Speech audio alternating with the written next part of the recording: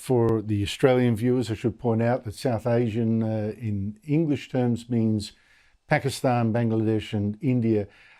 Esther, in Australia, similar numbers, statistics have been very, very rarely released. We're told it would be racist or divisive if it was. And if you said, oh, that group, that's enabled, of course, as I've pointed out over the years, police forces, particularly in Victoria, and politicians to lie about the lack of evidence that certain racial groups are more likely to commit crime than others. Is this point about these statistics being racist and divisive, has that been made in Britain? Why is Labor doing it anyway?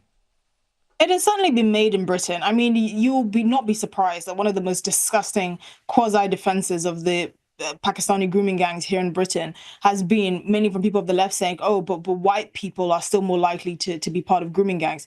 Yes, because Britain is a Northern European country and white people still make up about 90% of the population. There's no reason for one group from South Asia to be overrepresented in orders of magnitude in a heinous crime, which involves the underage abuse and rape, gang rape of literally children.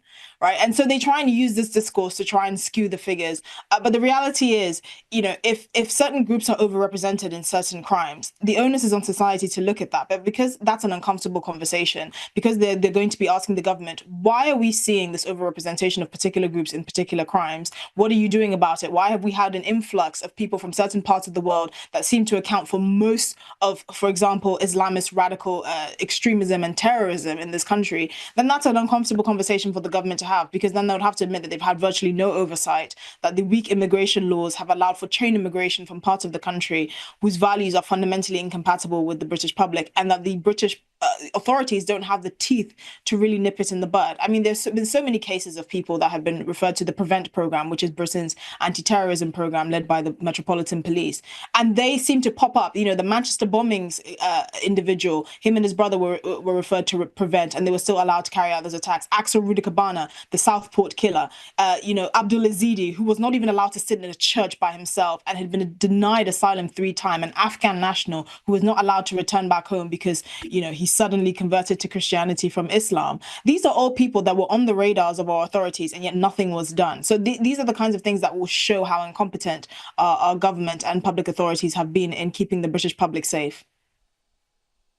And of course, it will force a radical rethink about immigration policies from which part of the world, and it'll talk, people will talk more about cultural compatibility, which is just such a no-go zone at the moment, and I think suicidally so. Esther Krakue, always great to talk to you. Thank you so much for your time.